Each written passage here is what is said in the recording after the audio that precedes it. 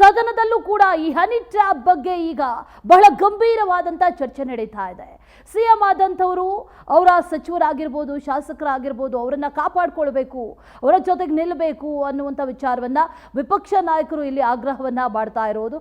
ಜೊತೆಗೆ ಯಾರೇ ಮಾಡಿಸಿದ್ರು ಕೂಡ ಅವರ ವಿರುದ್ಧ ತನಿಖೆ ಆಗಬೇಕು ಅಂತಿದ್ದಾರೆ.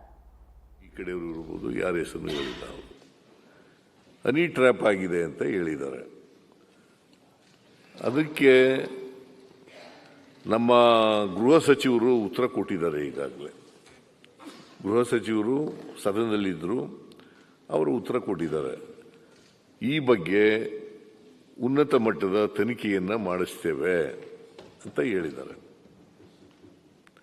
ಇದರಲ್ಲಿ ಯಾರನ್ನು ರಕ್ಷಣೆ ಮಾಡ್ತಕ್ಕಂಥ ಪ್ರಶ್ನೆ ಆಗಲಿ ಅಥವಾ ಯಾರ್ದಾರು ಹಕ್ಕುಚ್ಯುತಿ ಮಾಡ್ತಕ್ಕಂಥದ್ದಾಗಲಿ, ಯಾರಿಗೂ ರಕ್ಷಣೆ ಕೊಡದೇ ಇರ್ತಕ್ಕಂಥದ್ದಾಗಲಿ, ಆ ಕಡೆ MLAಗಳಿರ್ಬೋದು, ಈ ಕಡೆ MLAಗಳಿರ್ಬೋದು, JDSನವ್ರು ಇರ್ಬೋದು, ಇಂಡಿಪೆಂಡೆನ್ಸ್ ಇರ್ಬೋದು, ಯಾರಿಗೂ ರಕ್ಷಣೆ ಕೊಡಬೇಕಾಗಿರ್ತಕ್ಕಂಥದ್ದು ಸರ್ಕಾರದ ಜವಾಬ್ದಾರಿ. ಅಷ್ಟೇ ಅಲ್ಲ, ನಾಗರಿಕರಿಗೂ ರಕ್ಷಣೆ ಕೊಡಬೇಕು. ಯಾರೇ ಕಾನೂನನ್ನ ಉಲ್ಲಂಘನೆ ಮಾಡಿದ್ರು ಕೂಡ ಅವರಿಗೆ ಶಿಕ್ಷೆ ಆಗಲೇಬೇಕು, ಕಾನೂನು ರೀತಿಯ ಕ್ರಮ ಆಗಲೇಬೇಕು. ಕಾನೂನು ರೀತಿ ಕ್ರಮ ತಗೊಳ್ಳಿಕ್ಕೆ ಪ್ರಯತ್ನವನ್ನು ಮಾಡ್ತೀವಿ. ನಂಬರ್ 1. ಈಗಾಗಲೇ ನಮ್ಮ ಡಾಕ್ಟರ್ ಪರಮೇಶ್ವರ್ ಅವರು ಉತ್ತರ ಕೊಟ್ಟಿದ್ದಾರೆ. ನಾವು ಇದು ರಾಜಣ್ಣವರು ದೂರು ಕೊಡಲಿ, ನಾವು ಅದಕ್ಕೆ ಉನ್ನತ ಮಟ್ಟದ ತನಿಖೆ ಮಾಡಿಸ್ತೀವಿ, ಉನ್ನತ ಮಟ್ಟದ ತನಿಖೆ ಮಾಡಿಸ್ತೀವಿ ಅಂತ ಉತ್ತರ ಕೊಟ್ಟ ಮೇಲೆ ಮತ್ತೆ ಇದು ಉದ್ಭವ ಆಗಬೇಕಾದಂಥ ಅಗತ್ಯ ಇಲ್ಲ. ಈ ಪ್ರಶ್ನೆ ಉದ್ಭವ ಆಗಬೇಕಾದಂಥ ಅಗತ್ಯ ಇಲ್ಲ. ಯಾರಿಗೂ ರಕ್ಷಣೆ ಮಾಡಲ್ಲ. ಯಾರಾದರೂ ಇರಲಿ, ನಮ್ಮ ಪಾರ್ಟಿಯವರಾರು ಇರಲಿ, ನಿಮ್ಮ ಪಾರ್ಟಿಯವರಾರು ಇರಲಿ, ಅಥವಾ ಇನ್ಯಾವುದಾದ್ರು ಪಾರ್ಟಿಯವರಾರು ಇರಲಿ, ಯಾರೇ ಮಾಡಿದ್ರು ತಪ್ಪೆ. ಸದನದಲ್ಲಿ ಒಬ್ಬ ಸಚಿವ ಈ ಥರ ಹೇಳಿದಾಗ ಸುಮ್ಮನೆ ಇರೋಕ್ಕಾಗೋದಿಲ್ಲ. ನಾವು 100% ತನಿಖೆ ಮಾಡಿಸ್ತೇವೆ. ನೀವು ಉನ್ನತ ಮಟ್ಟದ ತನಿಖೆ ಮಾಡಿಸ್ತೇವೆ. ನಾನು ಕೂತ್ಕೊಳ್ರಿ, ಆಯ್ತಲ್ಲ, ಉತ್ತರ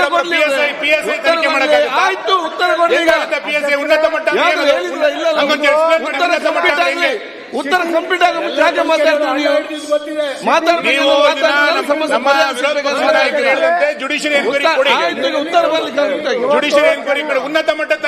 ಸಲಹೆ ಕೊಟ್ಟಿದ್ದಾರೆ. ಅವ್ರ ಸಲಹೆ ಕೊಟ್ಟ ತಕ್ಷಣ ಎತ್ತೀತು ಅಂತ ತಕ್ಷಣ ಕೊಟಕಟ್ಟಿ ಅಂತ ಹೇಳಕ್ಕಾಗಲ್ಲ. ಎತ್ತು ಕರು ಆಗ್ತದ ಇಲ್ಲೋ ಅಂತ ನೋಡ್ಬೇಕು. ಈಗ ನಾನು ನೋಡಿ, ನಾವು ತನಿಖೆ ಮಾಡಲ್ಲ ಅಂತ ಹೇಳಿದ್ರೆ ಐ ಕ್ಯಾನ್ ಅಂಡರ್ಸ್ಟ್ಯಾಂಡ್.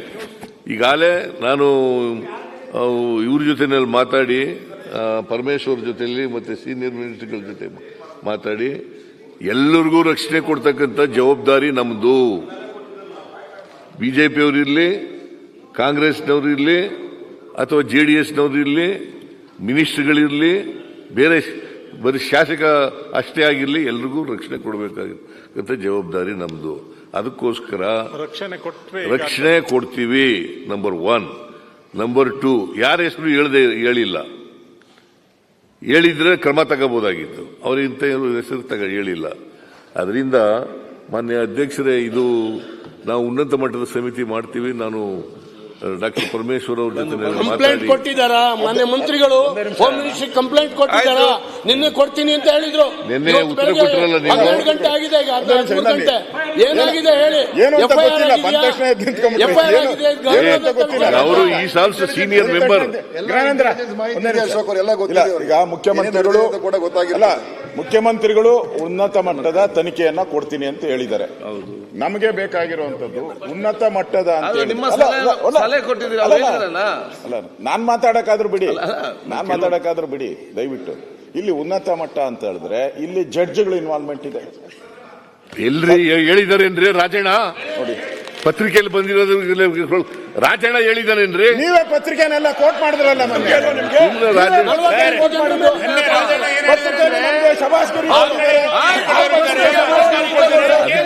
ಯಾರು ಇರ್ಲಿ, ಯಾರಾದ್ರೂ ಇರ್ಲಿ, ಈ ಕಡೆಯವರಾರು ಇರ್ಲಿ, ಆ ಕಡೆಯವರಾರು ಇರ್ಲಿ,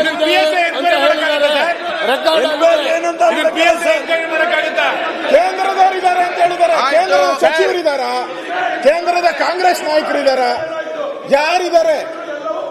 ತನಿಖೆ ಆಗ್ಬೇಕಲ್ವೇನ್ರಿ? ತನಿಖೆ ಆಗಿ ಗೊತ್ತಾಗ್ತದೆ ಯಾರಿದ್ದಾರೆ ಅಂತ. ಅದಕ್ಕೆ ಇಲ್ಲಿ ಕೇಂದ್ರದ ನಾಯಕರು, ನ್ಯಾಯಾಧೀಶರು, ಮಂತ್ರಿಗಳು ಎಲ್ಲ ಇರೋದ್ರಿಂದ ಇದನ್ನ ಜಡ್ಜ್, ಸಿಟ್ಟಿಂಗ್ ಹೈಕೋರ್ಟ್ ಜಡ್ಜ್ ಮುಖಾಂತರ ಮಾಡಿ, ಸಿಟ್ಟಿಂಗ್ ಜಡ್ಜ್ ಹೈಕೋರ್ಟ್ ಮುಖಾಂತರ ಮಾಡಿ. ನಮಗೆ ಅನುಮಾನ ಆಗೋದು ಎಲ್ಲಿ ಅಂದ್ರೆ ನಿನ್ನೆ ಸ್ವತಃ ಮುಖ್ಯಮಂತ್ರಿಗಳು ಈಗ ಕೇಂದ್ರ ನಾಯಕರ ಹತ್ರ ಪೊಲೀಸರು ಹೋಗ್ತಾರ, ಜಡ್ಜ್ಗಳ ಹತ್ರ ಪೊಲೀಸರು ಹೋಗ್ತಾರ, ಬರ್ಲಿಲ್ಲ, ಅವರು ಪೊಲೀಸರು ಹೋಗ್ತಾರ, ಒಳಗೆ ಬರ್ಲಿಲ್ಲ. ಇವತ್ತು ಸ್ಪಷ್ಟತೆ ಇಲ್ಲ ಏನ್ ನಡೀತಾ ಇದೆ, ಏನ್ ನಡೀತಾ ಇದೆ. ಮಾನ್ಯ ಅಧ್ಯಕ್ಷರೇ, ಒಳಗಡೆ ಕೂಡ ನೀವು ಯಾಕೆ ಮತ್ತೆ ಮಾತಾಡ್ತೀರಿ? ಮಾತಾಡಿ ಏನೇನೋ ಮಾತಾಡೋದು. ಯಾಕಾಗಿ ಮಾತಾಡ್ತೀರಿ? ನಿಮಿಷ ದಯವಿಟ್ಟು ಕೂತ್ಕೊಳ್ಳಿ. ಯಾರಿಗೂ ಸಾಮರ್ಥ್ಯ ಮಾಡಿದ ಪ್ರಶ್ನೆ ಅಲ್ಲ. ನಿಮ್ಮ ಏನು ಸಲಹೆ ಸೂಚನೆ ಸ್ವೀಕರಿಸಿದ ಅಧ್ಯಕ್ಷರೇ, ಮಾತಾಡಿ. ನಿನ್ನೆ ದಿವಸ ಸದನದಲ್ಲಿ ಬಹಳ ಗಂಭೀರವಾದಂತ ಪ್ರಶ್ನೆಯನ್ನ, ವಿಚಾರವನ್ನ ಪ್ರಸ್ತಾಪ ಬಸವರಾಜ್ ಅವರು ಮಾಡಿದ್ರು, ಮತ್ತೆ ಸುನಿಲ್ ಅವರು ಮಾಡಿದ್ರು. ಮಾನ್ಯ ರಾಜಣ್ಣ ಅವರು ಹೌದು ನನ್ನ ಮೇಲೆ ಇಂಥದ್ದೊಂದು ಪ್ರಯತ್ನ ನಡೆದಿದೆ ಅಂತೇಳಿ ಅವರು ಪ್ರಸ್ತಾಪ ಮಾಡಿದರು. ಮಾತನಾಡುವಾಗ ಅವ್ರು ಹೇಳಿದ್ದು, ಇನ್ನೂ ಆ ಪಕ್ಷದ ಆ ಭಾಗದಲ್ಲಿರ್ತಕ್ಕಂಥ ಸದಸ್ಯರುಗಳು ಮತ್ತು ದೆಹಲಿಯಲ್ಲಿ ಕೂಡ ಅನೇಕ ಜನರು ಈ ರೀತಿ ಒಳಗಾಗಿದ್ದಾರೆ ಅಂತಕ್ಕಂಥ ಮಾತನ್ನ, ಅದೇ ಹನಿ ಟ್ರ್ಯಾಪ್ ಅಂತಕ್ಕಂಥ ಹನಿ ಟ್ರ್ಯಾಪ್.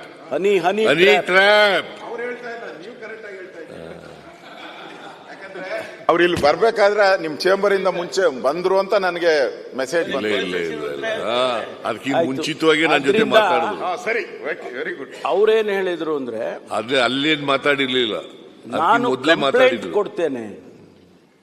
ಕಂಪ್ಲೇಂಟ್ ಕೊಡ್ತೇನೆ, ಇದಕ್ಕೊಂದು ತನಿಖೆ ಮಾಡಿಸಿ ಅಂತ ಹೇಳಿದ್ರು. ಅವ್ರು ಇನ್ನೂವರೆಗೆ ಕಂಪ್ಲೇಂಟ್ ಕೊಟ್ಟಿಲ್ಲ ಮಾನ್ಯ ಅಧ್ಯಕ್ಷರೇ. ಆ ಕಂಪ್ಲೇಂಟ್ನಲ್ಲಿ ಏನಿರುತ್ತೆ ಅನ್ನೋದು ಕೂಡ ನಮಗೇನು ಗೊತ್ತಿಲ್ಲ, ಊಹೆ ಮಾಡೋಕ್ಕಾಗಲ್ಲ. I cannot guess. ಆದ್ರಿಂದ ಸದನದಲ್ಲಿ ಅವ್ರು ಹೇಳಿದ್ದಾರೆ, ಸ್ವಲ್ಪ ಇರ್ರಿ, ಹೇಳೋವರೆಗೂ ಕೂತ್ಕೊಳ್ಳಿಯಪ್ಪ. ಉತ್ತರ ಕೊಡ್ಲಿ. ನಾನು ನೋಟ್ ಮಾಡಿ ಮತ್ತೆ ಮಾತಾಡಿ. ಪ್ರತಿಯೊಂದು ಸೆಂಟೆನ್ಸ್ಗೂ ಉತ್ತರ ನಿಲ್ಲುದು, ಅದಕ್ಕೆ ಕೌಂಟರ್ ಕೊಡುದು. ನೀವು ಸ್ವಲ್ಪ ಕೇಳಿ, ಅದರ ನಂತರ ಅವ್ರು ಏನಂತ ನೀವು ಮಾತಾಡಿ. ಈ ರಾಜ್ಯದಲ್ಲಿ ಪ್ರತಿಯೊಂದು ಕಂಪ್ಲೀಟ್ ಮಾಡ್ತೇನೆ. ಆಯ್ತು, ಕಂಪ್ಲೀಟ್ ಮಾಡ್ಲಿಕ್ಕೆ ಅವಕಾಶ ಕೊಡಿ. ಆಯ್ತು, ಮಾತಾಡ್ಲಿ ಅವರು. ಮಾತಾಡ್ತೀನಿ, ಕೂತ್ಕೊಳ್ಳಿ. ಜಡ್ಜ್ ಹೊಡೆದಿದೆ ಅಂತ ಹೇಳ್ತಾರೆ. ನೀವು ಇದನ್ನೇ ಹೇಳಿದ್ದಾನೆ ಹೇಳ್ತೀರಿ. ಅಲ್ಲಿ ಉತ್ತರ ಕೊಡೋ ಒಂದು ಅಕ್ಷರ ತಪ್ಪಿ ನೀವು ಮಾತಾಡ್ತೀರಿ. ಕಂಪ್ಲೀಟ್ ಆಗುದು ಹೇಗೆ? ಆಯ್ತು, ನೀವು ಮಾಡಿ. ನಿಮ್ಗೆ ಗೊತ್ತಾಗಲಿಲ್ಲ. ಮಾನ್ಯ ಅಧ್ಯಕ್ಷ,